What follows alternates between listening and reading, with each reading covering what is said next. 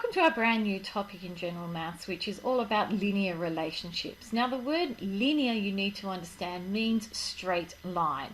So we're going to be graphing linear functions in this exercise. So I've got here, imagine a car travelling at a constant speed of 60 kilometres per hour. Now the graph below compares the distance travelled with time. And what we have is a straight line, because what happens is the longer you're travelling in your car, the further away you get, which is why we get this relation d equals 60t, meaning exactly what I just said, that it's 60 kilometres per hour, time is t, so in 1 hour I'd go 60 kilometres, in 2 hours I'd go 120 kilometres. Now this formula or relation really is what we call a function. It's like an algebraic expression. And once we have an algebraic expression, we can draw a table of values, and we can also draw a straight line graph, which is what we're doing today. So a function is a rule with two variables, just an x and a y. So in this above one, the time is what we call the independent variable. And it's an independent variable because I can change that value of t to whatever I want it to be. I could do 3 hours, I could do 2.5 hours, I could do 2 hours and 10 minutes. So it is independent. The d, the distance I travel, is dependent upon what value I give t. So if we think about t being along this axis here, you also know that this is an x-axis, and this d would be your y-axis. So always the variable along your x-axis, whatever it is your independent variable. So the independent variable, you might want to take a note somewhere that the independent variable is the x-axis. Is any x value, and the dependent, whoops, if I could write better, dependent variable is the y-axis. And then what we have a linear function, which is our straight line graph. Now what we're going to be doing today is some very simple work, which is just revision of work that you have done in year 9 and 10, which is being able to just graph some straight line graphs. So if I have a look at this equation, y equals 2x plus 3, you need to remember that the sign between the 2 and an x is a time sign. Now to draw any graph, initially what we're going to do is to draw up a table of values. You can choose whatever numbers you want. I think a nice spread would be to do from -2 to 2. Draw up a table of values, and now we use this table of values to substitute into this formula. Now this x is changing values, it's independent.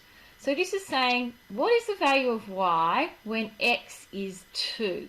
So this becomes 2 times -2, which is -4, plus 3, which gives me the answer -1. Then I do the same when x equals -1. 2 times -1 is -2, plus 3 gives me the value of 1. And I do the same for the rest. 0 is 3, 5 and 7, and if you're not sure about that, it would be a good idea for you to try this yourself. Now once you've done that, we just need to plot points. Now when I go on here, you're going to see some strange things coming up because I went on Google to get this graph, and every time I click on it, it seems to want to give me the address of this graph, but it's not to matter to you. I just need to make sure you know how to plot points, and I'm pretty sure that you all do. So I've got -2, -1, plot a point. And then I've got -1, 1, and I'm going to plot a point. And I'm going to have 0, 3, and I'm going to plot a point. And I'm going to have 1, 5, and I'm going to plot a point. And I'm going to have 2, 7, and 7 is not even on here. But anyway, we only really need 2 points in order to draw a straight line. But in this case, because we've done all these lines, we're just going to draw our straight line. And you are going to use a ruler. You're going to make sure your line goes well and truly above and below the points that you have, and you're going to label this is the graph y equals 2x plus 3. It's nice and as simple as that. So let's have a look at the next graph that we're going to draw. The next graph that we're going to draw is y equals 3 minus 2x.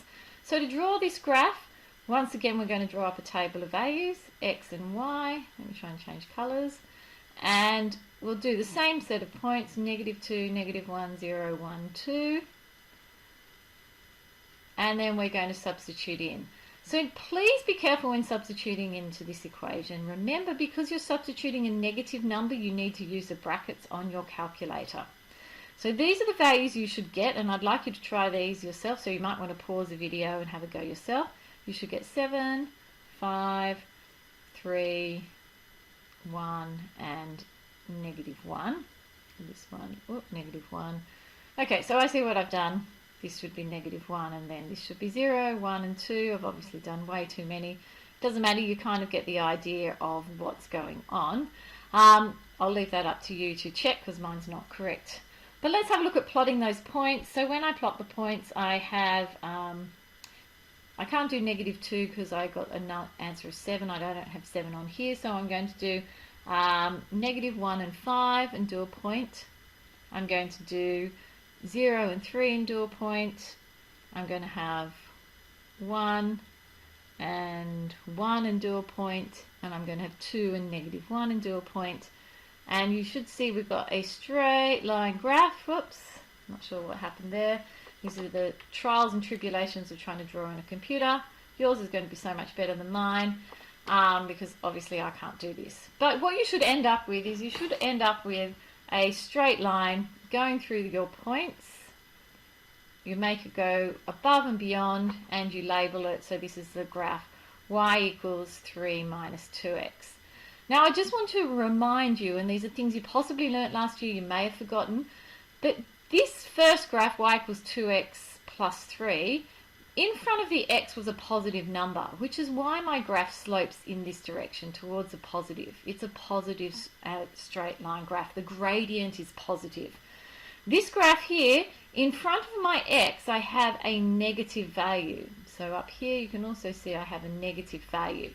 Now that is telling me that my gradient is negative. It's sloping in a negative direction. And that's just something I would like you to keep in the back of your mind, so when you're plotting your points, you know that you have done it correctly.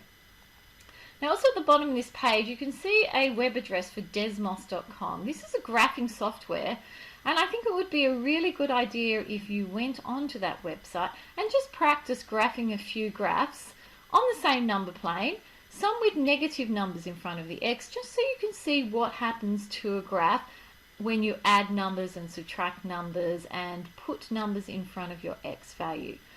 It's just a really good thing to make sure you totally understand this work. Anyway, that's it from me. There's worksheets to go with this. Have a go. Any questions? You know where to find me.